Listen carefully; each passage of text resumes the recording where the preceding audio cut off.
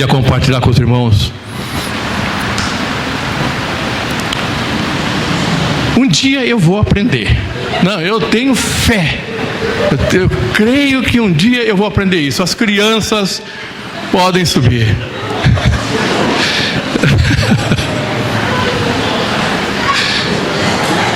Enquanto as crianças sobem, abre a palavra de Deus no Evangelho que escreveu João, capítulo 14.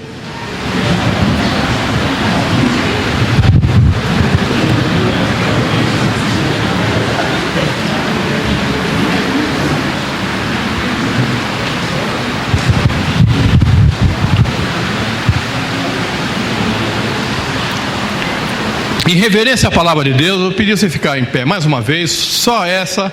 Depois eu prometo que só no final para se despedir. Aí se fica em pé já vai embora, né? Tá, então depois vai ter aí 2 horas para você ficar sentado aí.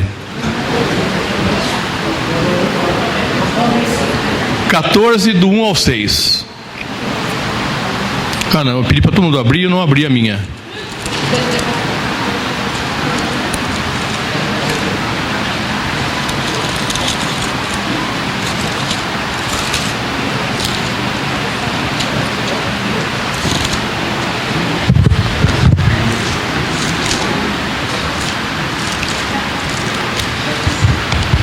Vamos lá?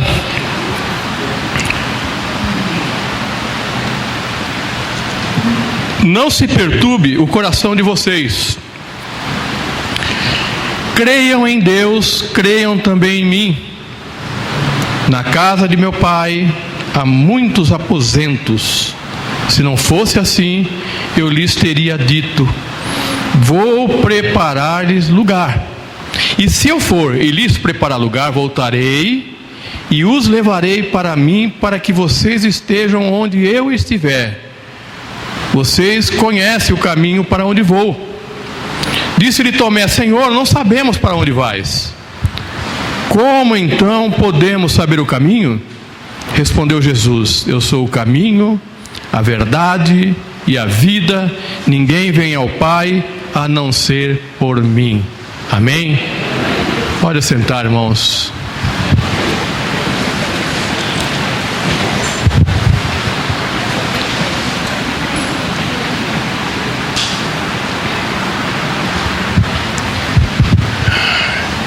Irmãos, até foi dito aqui já algumas vezes hoje,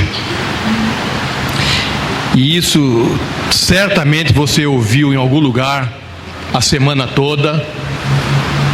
Provavelmente nós vamos ouvir na semana seguinte em vários lugares, de que nós estamos passando por um momento difícil na nossa história. Momento onde as pessoas estão aflitas por uma série de dificuldades que estão passando, que estão vivendo, dificuldades no trabalho, dificuldade na família, dificuldades emocionais. Talvez você se encontra dessa forma hoje. Talvez você esteja passando por situação semelhante na sua vida. E eu quero profetizar que você vai sair daqui hoje diferente. Você vai sair daqui hoje em nome de Jesus com uma esperança, com a confiança que eventualmente tenha sido perdida, restaurada na sua vida, em nome de Jesus. As pessoas reagem em momento como esse entrando em desespero. As pessoas se desesperam quando se depara com dificuldades, com aflições que nos acomete em todas as áreas, ou em determinadas áreas das nossas vidas. Então muitas pessoas em momento assim, ele entra em desespero. Outros se precipitam, tomam atitudes desordenadas Atitudes precipitadas colocam, como se diz, os pés pelas mãos e sofrem prejuízo.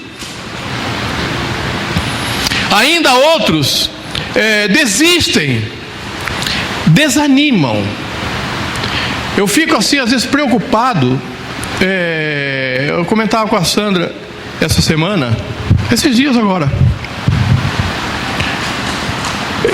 até no nosso meio, no meio do povo de Deus. E a gente escuta assim: eu estou desanimado, eu estou com vontade de desistir. Quem não, né? Às vezes a gente tem esse sentimento realmente, mas o problema é a gente ficar verbalizando isso, declarando isso, profetizando isso. E outros buscam refúgio em momentos como esse nos vícios. O consumo de álcool, ele cresceu exponencialmente nessa época. Quem vende bebida alcoólica aí está faturando a rodo, porque as pessoas no momento de dificuldade, ele vai buscar refúgio no álcool. Essa não é crítica aqui não, amados. Não separa isso, não estou politizando nada, mas é um fato. Essa ajuda governamental que veio e ajudou muita gente, mas muitos desviaram essa ajuda no vício, suprindo a sua necessidade, deixando muitas vezes de canalizar isso para coisas essenciais e foram buscar isso no vício. Então o fato, amado, é que nós estamos vivendo em dias que são dias maus. A Bíblia fala de dias maus. Nós estamos vivendo em período que são esses. E em momentos como esse, algumas verdades nós precisamos estar ciente, consciente disso. Que as tempestades, elas existem. E muitas vezes as tempestades, elas chegam de forma inesperada. Eu já falei aqui algumas vezes que eu venho de uma família de pescadores. Eu sou caiçara. Então a minha família, a casa da minha avó era na areia, no chão da praia. A maioria dos meus tios foram criados assim. Então eles tinham uma familiaridade com o tempo muito grande. Então às vezes as pessoas falavam assim: não, vamos pescar. E aí o meu tio, o meu avô, enfim, olhava assim: não vamos não, porque vai chover e o tempo vai virar. Mas o céu estava limpo, não havia uma nuvem sequer, mas o movimento da água, a direção do vento, a experiência fazia com que ele falasse: olha, não saia porque o mar vai virar. E se saísse, fatalmente ia acontecer isso, de uma hora para outra, em questão de segundos. Um mar de almirante, que estava um céu de brigadeiro, virava, sabe, de uma coisa para outra. De repente, as tempestades são assim. Na nossa vida também são assim. Elas aparecem de repente em momentos que a gente não espera. Mas em relação à tempestade, há uma verdade sobre ela. Elas vêm, mas não vêm para ficar. Ela pode até produzir estragos. Aqui a gente vê no repórter, quando acontece aqui em São Paulo, final de tarde, né? O repórter depois fala: olha, mostra na televisão o estrago que foi feito. E aí depois ele fala: foi uma chuva de 20 minutos. Foi uma tempestade de 30 minutos. E causou um estrago terrível. E as tempestades, ela tem também uma característica, que elas vêm para nos ensinar. Elas são pedagógicas. Por exemplo, aqui em São Paulo, quando tem tempestade, não aprendem. Mas as nossas autoridades deveriam aprender que todo ano, chega nessa época, a tempestade vem. Então não é agora a hora de limpar bueiro. Não é a hora agora de limpar as marginais. Isso teria que ter sido feito há muito tempo. Porque em algum momento, nessa época, ela vem todos os anos. E a gente não aprende. Então as tempestades, ela tem também essa característica de nos ensinar. Elas existem, nós vamos enfrentá-las em algum momento, elas passam, mas quando elas forem, elas precisam deixar algum aprendizado em nossas vidas. Mas vamos para o texto. Eu queria aqui, primeiro, antes de comentar alguma coisa nele, meditar ou comentar alguma coisa no contexto anterior, que é o capítulo 13. No capítulo 13, já nos primeiros versículos, Jesus está ensinando os seus discípulos. E esse ensino é para nós. Ele reúne os discípulos, é momento da realização da Páscoa, da ceia, ali da ceia que o Senhor ia instituir, a primeira ceia, a Páscoa ali com os seus discípulos. E o primeiro ato de Jesus, ele lava os pés dos seus discípulos, ensinando a eles a dignidade que existe em servir, a dignificação do serviço. Ele, como mestre, como Senhor, ele diz: eu sou Senhor e mestre, e vocês dizem realmente eu sou, e eu vou lavar o pé de vocês, e se eu sou Senhor e mestre e faço isso, vocês devem fazer um ao outro também. Mas além disso, era uma quinta-feira tensa, negra, escura, porque nesse diálogo ali com os discípulos, Jesus começa a predizer aquele que o iria trair. Mas imagine a nuvem que estava nessa sala, a tensão que estava nessa sala. Jesus começa a falar que um daqueles ali seria aquele que iria entregá-lo, que iria trair, Judas. Em seguida, aqui ainda no versículo 13, aqui a partir do 31, Pedro faz uma declaração que o seguiria onde ele quer, onde quer que ele fosse, e Jesus fala: Pedro, você vai me negar. Antes que o galo cante, você vai me negar 3 vezes. Esse é o contexto anterior a esse não se perturbe o coração de vocês. Mas há ainda o contexto posterior. No versículo 15, diz aqui que ele começa, Jesus dizendo a necessidade de nós estarmos ligados na videira, para que a gente tenha vida. Mas no versículo 18, Jesus alerta que nós seríamos perseguidos e odiados pelo mundo. Então, se não se perturbe, Jesus está preparando por algo que ele cita ali no versículo 13, que já estava em curso, já estava acontecendo, mas é um não se perturbe também para aquilo que viria no futuro. Aqui diz: se o mundo os odeia, tenham em mente que antes me odiou. Se vocês pertencessem ao mundo, ele os amaria como se fossem dele. Todavia vocês não são do mundo, mas eu os escolhi tirando-os do mundo, por isso o mundo os odeia. Então nós não podemos nos enganar, amados. Quando Jesus diz que Ele é o caminho, glória a Deus, e aleluia se nós estamos com Ele no caminho. O problema é quem nós estamos levando conosco no caminho. Quem está andando conosco nesse caminho? Porque aqui no versículo 18 diz que o mundo nos odeia.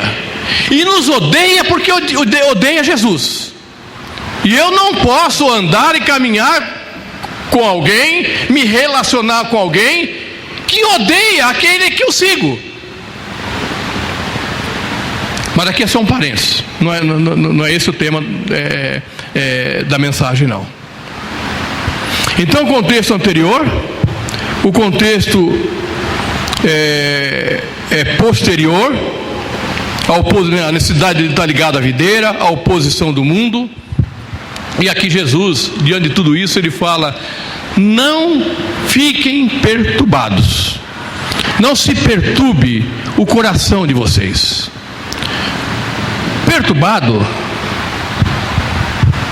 eu fui ver aqui o que seria.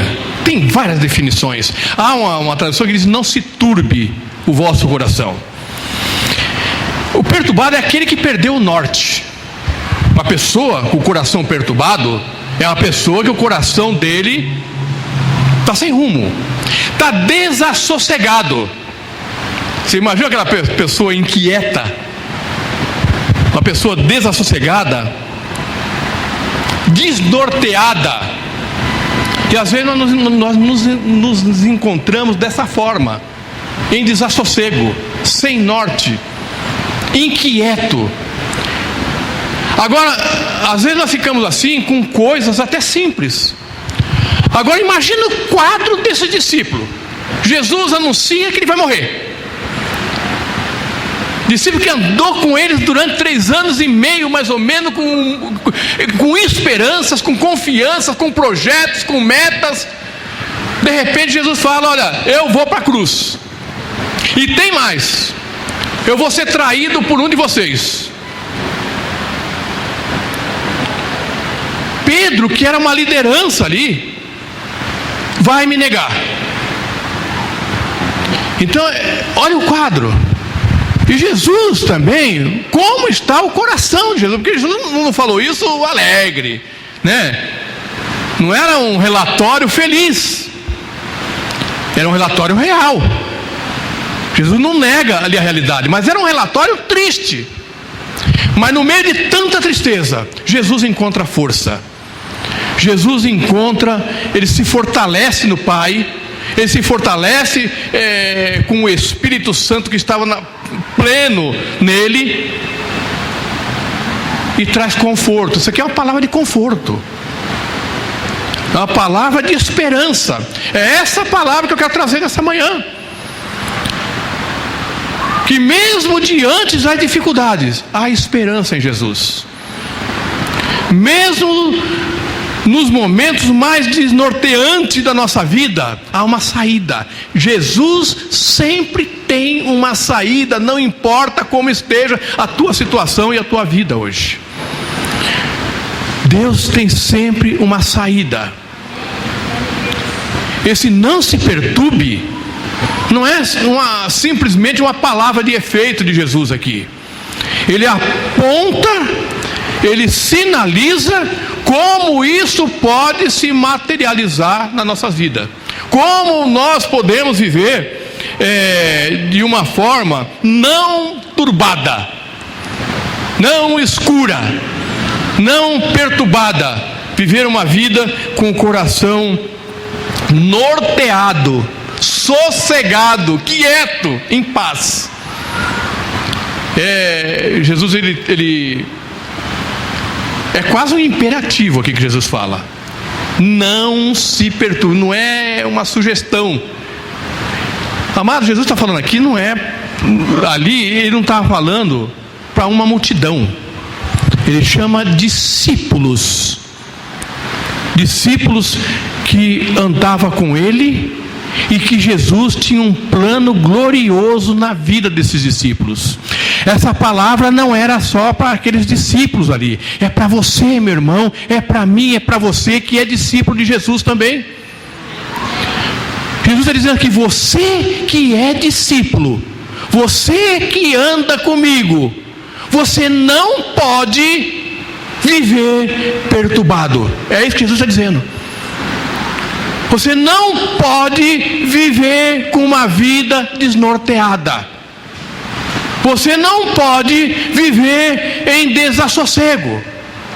Mas como isso pode acontecer na nossa vida? Primeiro, viva uma vida de fé. No versículo 1, Jesus diz assim: não se perturbe o coração de vocês. Creiam em Deus, e creiam em mim. Então, tenha uma vida de confiança no Senhor, independente da circunstância, independente do que você está vivendo, independente do que você está passando. Jesus certa vez diz que se nós tivermos uma fé do tamanho de um grão de mostarda, coisas extraordinárias nós faríamos. Amados, isso não é filosofia, isso não é palavra de um coach, isso é palavra de Jesus. E muitas vezes nós ficamos perdidos, desnorteados, desassossegados, porque nós não exercitamos a nossa fé. E como dom de Deus, Deus nos dotou de medida de fé em nossos corações. Então, primeira coisa aqui, para não andar com um coração perturbado, tenha uma vida de fé. Olha aqui o que diz em 1 de João, capítulo 5, versículo 4 e 5, o que é nascido de Deus, vence o mundo. Você pode dar um aleluia aí? Amém? O que é nascido de Deus, vence o mundo. E esta é a vitória que vence o mundo, a nossa fé. Quem é que vence o mundo? Somente aquele que crê que Jesus é o Filho de Deus. Você crê que Jesus é o Filho de Deus? Amém. Portanto, isso se chama fé. E você vence o mundo. Você é vitorioso. Amém? Segundo, primeiro, mantenha a fé em Jesus. Segundo, não limite o seu viver. Também foi ministrado hoje aqui. O pastor Mer ministrou aqui. Não limite o seu viver nas coisas terrenas. Não coloque a sua esperança nas coisas terrenas, que são necessárias, que são importantes, mas que vai passar, que vem, mas depois vai, que a gente ganha e depois perde. A palavra de Deus diz que aqueles que confiam no Senhor são como os montes de Sião, que não se abalam, mas permanecem para sempre. Ei, amados, como é que está a nossa vida?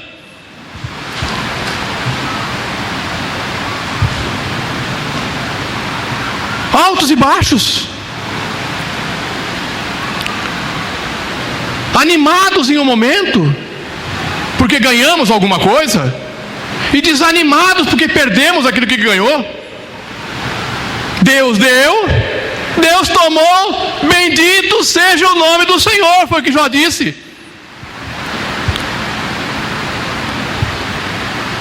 Quando nós colocamos as nossas expectativas nas nossas conquistas, nas coisas terrenas, nós passamos a vida atrás disso, buscando isso. Jesus diz lá em Mateus que os gentios fazem assim, ficam preocupados com as coisas terrenas. Não é discípulo. O discípulo busca em primeiro lugar o reino de Deus e a sua justiça, e Deus acrescenta a cada dia as suas necessidades. Jesus diz aqui no versículo 2: na casa de meu pai há muitos aposentos. Se não fosse assim, eu lhes teria dito: vou preparar-lhes lugar, e se eu for lhe preparar lugar, voltarei e os levarei para mim, para que vocês estejam aonde eu estiver. Amém? Jesus está falando aqui: não ponha a confiança nas coisas terrenas, tenha uma expectativa no celestial, na eternidade. É o que Jesus está falando aqui, para que a gente não viva com o coração perturbado. Amém? Olha aqui em 2 Coríntios capítulo 4, versículo 18: não atentando nós nas coisas que se veem, mas sim nas que não se veem, porque as que se veem são temporais. As coisas terrenas são temporais, enquanto as que não se veem salvação eterna. Querido, a eternidade com Cristo ninguém tira de você. A inflação não tira, a bolsa não tira, a pandemia não tira, o desemprego não tira. É seu. Jesus deu. Ele comprou e deu. Comprou com sangue precioso e nos deu. É presente de Deus. Se é somente para esta vida que temos esperança em Cristo, Paulo aqui falando, se é somente para essa vida que temos esperança em Cristo, dentre os homens somos os mais dignos de compaixão. Há uma versão que diz que nós somos os mais miseráveis dos homens, se nós esperarmos de Jesus somente para essa vida. E às vezes nós nos comportamos assim.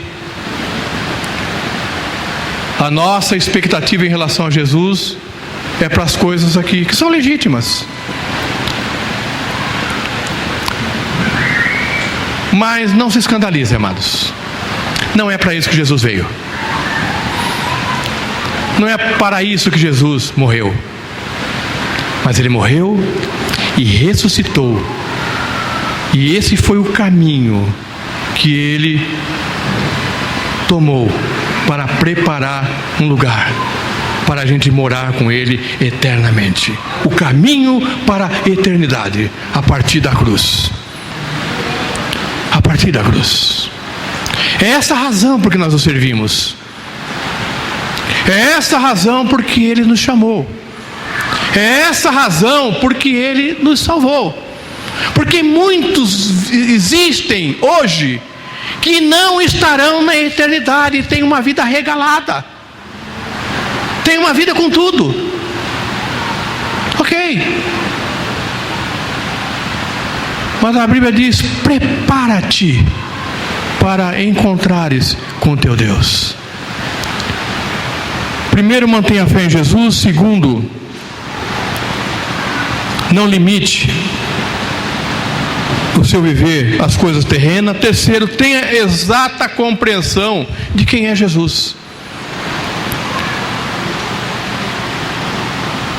Quando Tomé disse: não sabemos para onde vais, como então podemos saber o caminho? Jesus faz uma declaração aqui tremenda: eu sou o caminho.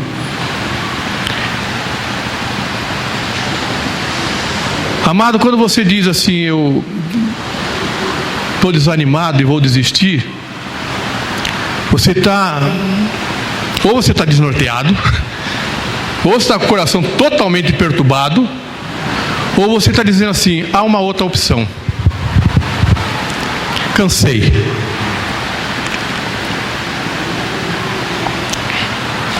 Cansei. E há uma outra opção a ser seguida. Pedro, certa vez, quando muitos estavam desistindo, Pedro se levanta em nome dos discípulos e diz assim: Senhor, para onde que vamos nós? Para onde que nós vamos? Jesus perguntou para eles: vocês querem desistir também? Vocês querem ir também? E Pedro fala: olha, Senhor, para onde que nós vamos? Só tu tens as palavras de vida eterna.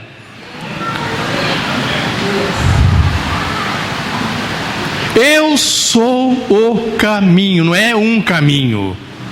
Jesus diz: eu sou o caminho. Não há opção, amados. Não há. Sair da presença de Jesus é desvio. É desvio. Ele diz: eu sou o caminho. Não há opção. Então não importa a dificuldade que você esteja passando, não importa a luta que a gente esteja vivendo, nós precisamos ter a exata compreensão de quem é Jesus. Com quem eu estou passando a dificuldade? Com quem eu estou enfrentando as lutas? Segundo, ele diz também que ele é o caminho e que ele é a verdade. Amado, nós vivemos numa época difícil, onde a verdade foi comprometida. Há uma tese de que na guerra a primeira vítima é a verdade.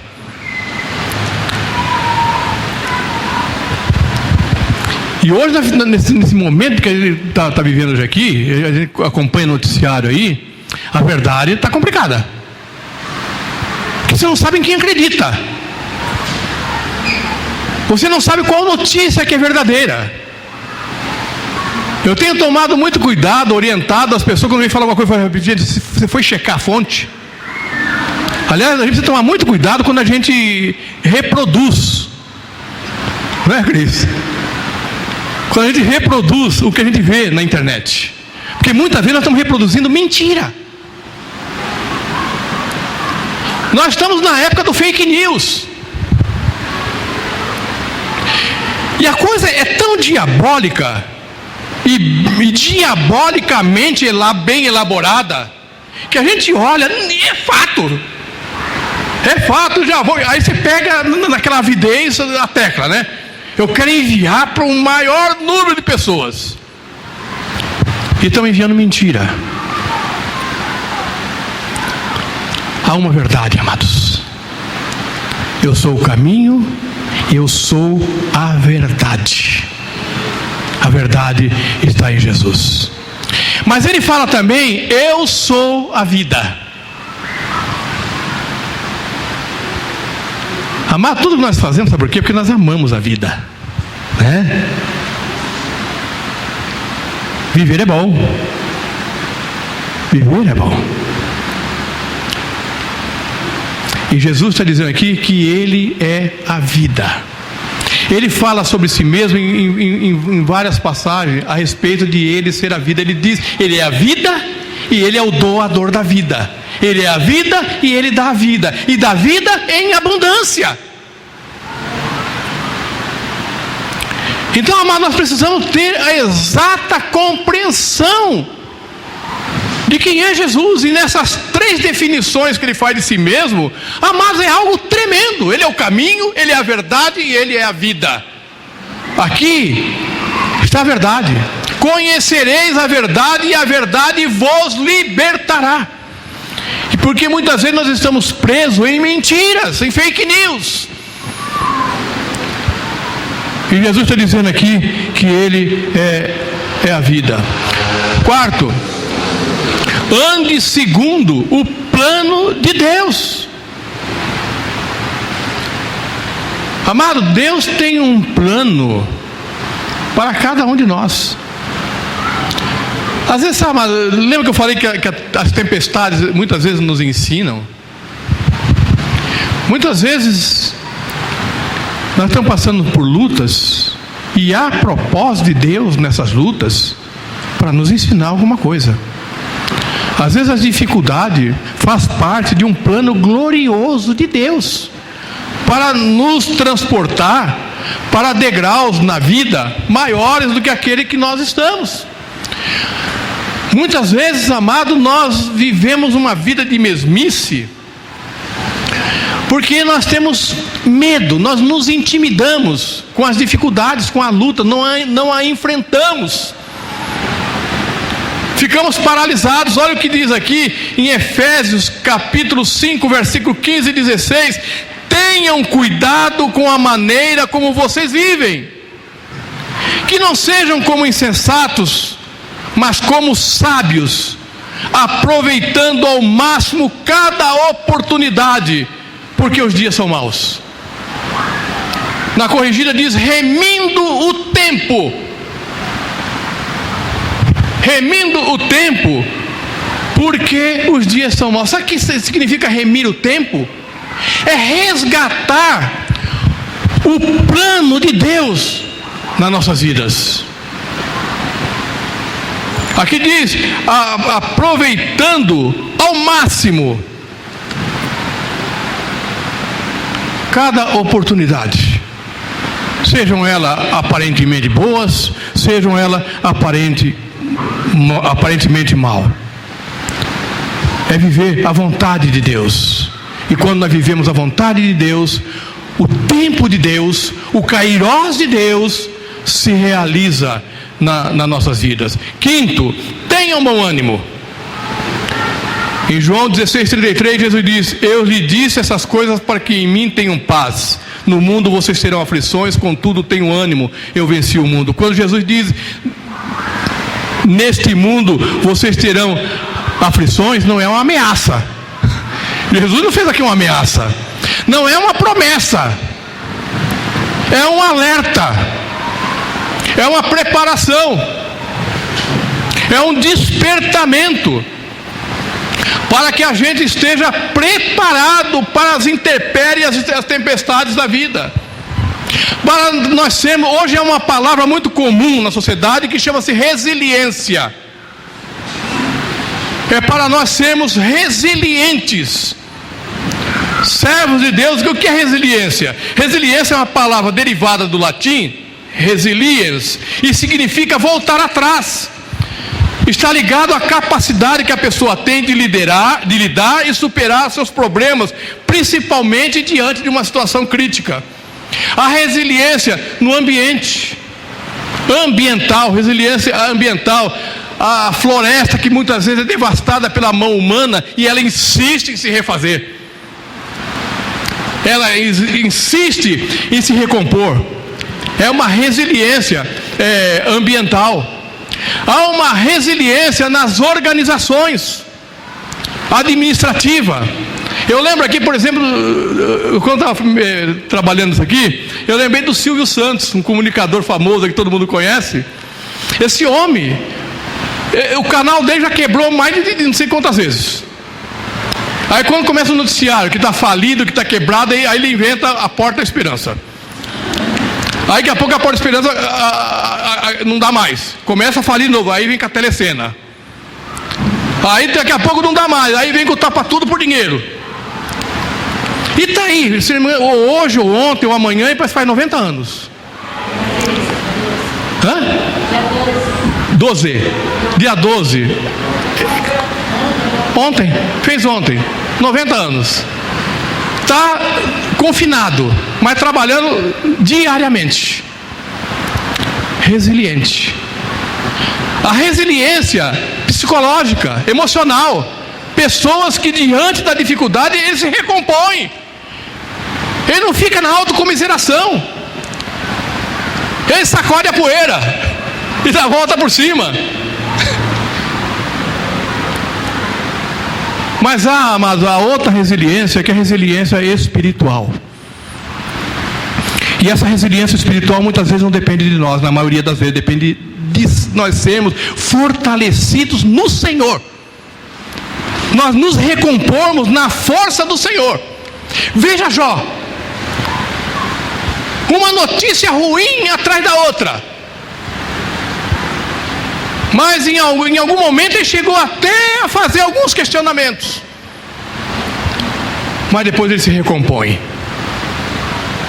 e reconhece a soberania de Deus. Veja a resiliência de Moisés, porque esse homem suportou. Às vezes reclama aqui, né, lideranças. Lembra de Moisés, viu, líder? Resiliente. Davi, porque esse homem enfrentou na vida, na família. A gente vê os salmos de Davi. Nossa, são alguns salmos angustiantes, mas firme, homem segundo o coração de Deus.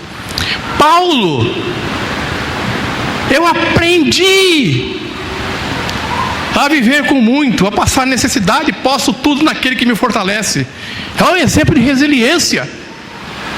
E nosso exemplo maior, amados, Jesus. Na sua passagem terrena aqui, o que esse homem passou, o que esse Jesus enfrentou, e no momento crucial, ele sente ali o perigo, ele sente ali o que o aguardava, ele teme, Pai, se possível for, passa de mim esse cálice. Mas em seguida, ele se fortalece no Senhor, no Pai, e de uma forma resiliente ele diz: não seja feita a minha vontade, mas seja feita conforme a tua vontade. O quarto, né? A resiliência. Quinto, busque a paz em Jesus. Aqui no versículo 14 mesmo, no versículo 27, Jesus disse assim para eles assim: deixo-lhes a paz, a minha paz lhe dou, não a dou como o mundo a dá. E aí ele repete: não se perturbe o seu coração e não tenha medo. A paz de Jesus. A paz de Jesus nos faz enfrentar os mares revoltos. A paz de Jesus nos faz enfrentar as grandes tempestades. A paz de Jesus nos faz nos levantarmos e reagirmos diante das perdas. E muitas vezes ela nos acontece. Eu perdi, mas Jesus está comigo. Ele me deu, Ele tomou. Eu perdi, aquele que deu pode me restituir. O Deus a que nós servimos é um Deus de restituição, é Deus de restauração, é Deus que traz de volta aquilo que foi perdido. Esse é o Senhor que nós servimos. Eu queria aqui, para terminar, compartilhar com os irmãos alguns versículos bíblicos, são poucos. Paulo diz em 2 Coríntios capítulo 4, do 16 ao 18: por isso não desanimamos, embora exteriormente estejamos a desgastar-nos, interiormente, ou seja, nosso físico, né, está indo. Exteriormente estamos nos desgastando a cada dia. Então, embora exteriormente estejamos a desgastar-nos, interiormente estamos sendo renovados dia após dia, pois os nossos sofrimentos leves e momentâneos estão produzindo em nós uma glória eterna que pesa muito mais do que todos eles. Assim fixamos os olhos não naquilo que se vê, mas no que não se vê, pois o que se vê é transitório, mas o que não se vê é eterno. Amém? Outro versículo, 2 Timóteo 1,7: pois Deus não nos deu espírito de covardia. Você pode dar uma glória a Deus aí? Pois Deus não nos deu espírito de covardia, mas de poder, de amor e de equilíbrio. Glória a Deus. Salmo 37 e versículo 39: do Senhor vem a salvação dos justos, Ele é a sua fortaleza na hora da adversidade. Na adversidade, meu irmão, na adversidade, minha irmã, o Senhor é a nossa força, é o Senhor que nos sustenta, é Ele que nos fortalece, até porque no momento de adversidade nós temos a tendência a fraquejar, mas o Senhor nos fortalece. Salmo 27:1: o Senhor é a minha luz e a minha salvação, de quem terei temor? Olha o salmista: o Senhor é a minha luz, Ele é a minha salvação, e ele faz uma pergunta para si mesmo: de quem eu terei temor? A quem temerei? O Senhor é o meu forte refúgio, de quem terei medo? O que te amedronta, meu irmão? Do que você está com medo? E finalmente, Salmo 43,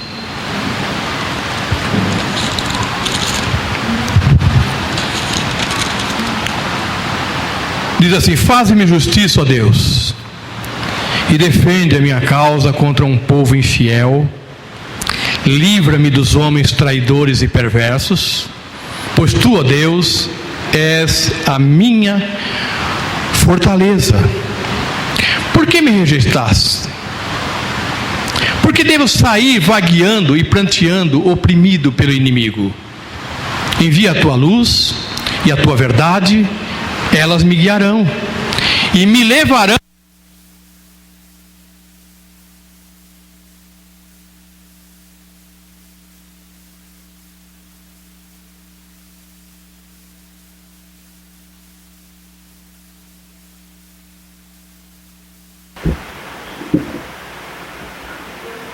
Com a harpa te louvarei, ó Deus, meu Deus. Por que você está assim tão triste, ó minha alma? Por que está assim tão perturbada dentro de mim? Ponha a sua esperança em Deus, pois ainda o louvarei. Ele é o meu Salvador e o meu Deus. Aleluia. Amém? Por que você está assim tão triste, ó minha alma? Por que está assim tão perturbada dentro de mim? Ponha a sua esperança em Deus, pois ainda o louvarei. Ele é meu Salvador e meu Deus. Eu não vou ler no versículo 5 e no versículo 11 do Salmo anterior, 42, essa mesma frase é repetida pelo salmista.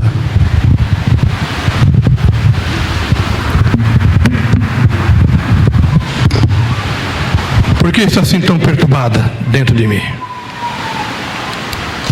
Amados, eu termino aqui dizendo que Deus nos chamou para a gente viver. Atenta para isso, amados. Ele espera isso de nós. Que a gente viva uma vida extraordinária.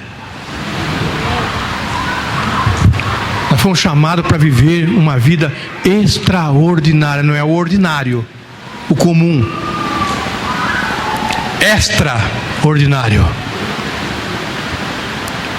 Ele nos chamou para isso.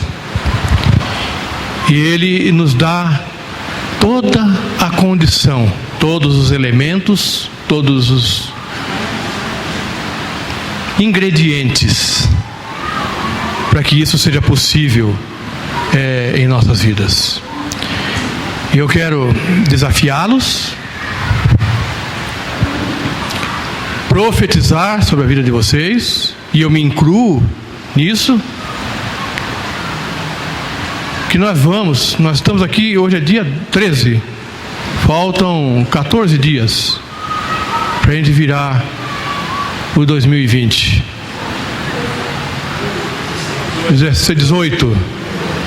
18 dias para a gente virar aí o 2020 e entrar no 2021. Amado, não entre nesse ano com lamúrias. Sim, amados, passamos dias difíceis, estamos passando ainda dias difíceis, tem pessoas sofrendo, e nós somos solidários com o sofrimento de todas as pessoas, mas nós nunca podemos esquecer que o Rei dos Reis, o Senhor dos Exércitos, Ele está conosco. Aquele que um dia disse: não se perturbe o vosso coração, creia em Deus, creia também em mim. Ele disse também: eu sou o caminho, eu sou a verdade, eu sou a vida. Ande por esse caminho com Jesus. Ande por Ele, porque Ele é o caminho. Ele vai nos levar, amado, a viver esse ano que se aproxima de uma forma extraordinária. Você crê nisso? Amém. Nós viveremos um ano extraordinariamente, porque viveremos esse ano independente de qualquer circunstância, na força do Senhor, sustentado pelo Senhor. Então, amados, em nome de Jesus, eu não sei como está o seu coração hoje. Se está perturbado, se está aflito, desassossegado, inquieto, desnorteado,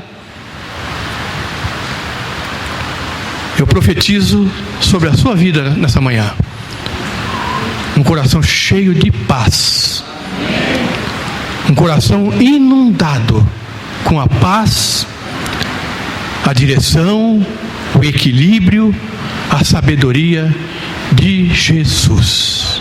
Amém? Não desista, não desanime, não desista, não desista, não desista, não desista, não desista, em nome de Jesus, em nome de Jesus. Eu quero orar com você, querido.